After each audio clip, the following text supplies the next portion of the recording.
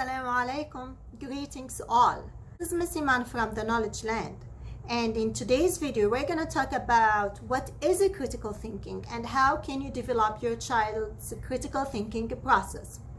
So critical thinking is one of the most important skills that requires a lot of practice.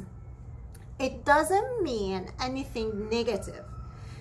It's originated from a Greek word, kritikos, which means discerning. And discerning means making a good judgment. So critical thinking is a deeper kind of thinking. And it seeks to identify reliable information to make a reliable judgment. And it's one of the most important skills that our kids need to learn, especially with the global and rapidly changing world.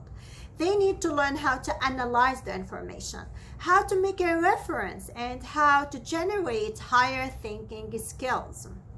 So by helping or guiding your child's critical thinking process, this will have a very positive impact in his problem solving skills. And the question is now, how can I help my child's critical thinking?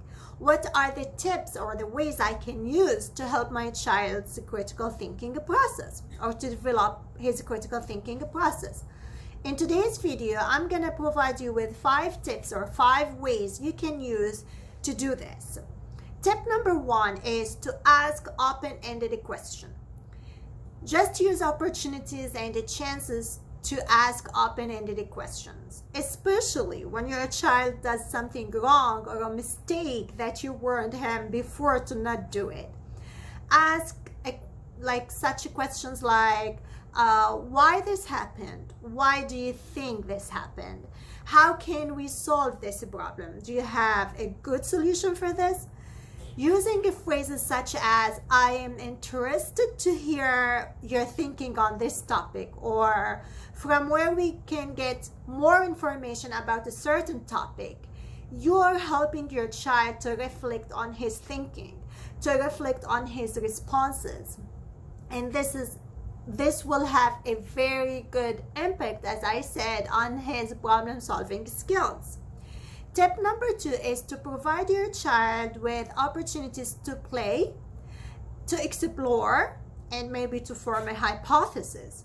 For example, by testing how the child can get blocks on the top of a tower, this will give him a better understanding of concepts such as gravity, measurements, and so on. So, and I will definitely encourage using hands-on experiences, because hands-on experience can provide the child a better understanding of abstract concepts. So that's why just to create these chances, create hands-on activities for your child.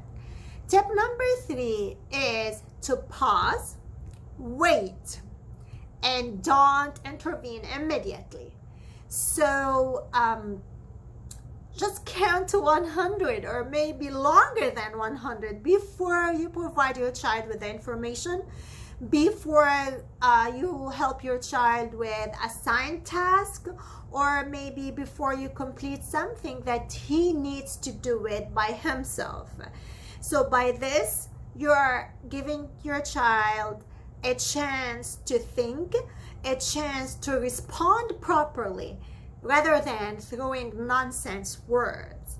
Tip number 4 is to just give your child a chance to see other perspectives, other ways of thinking, different ways of thinking, and respect his thinking, respect his responses.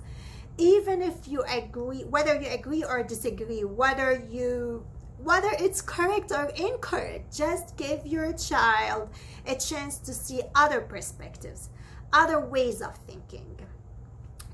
And this is tip number 5 now, and this is the last tip.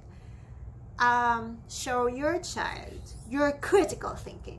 Show your child how you analyze the information, how you get more information for a certain situation, and how you solve it, how you drive yourself to solve it, to find a good solution for this situation.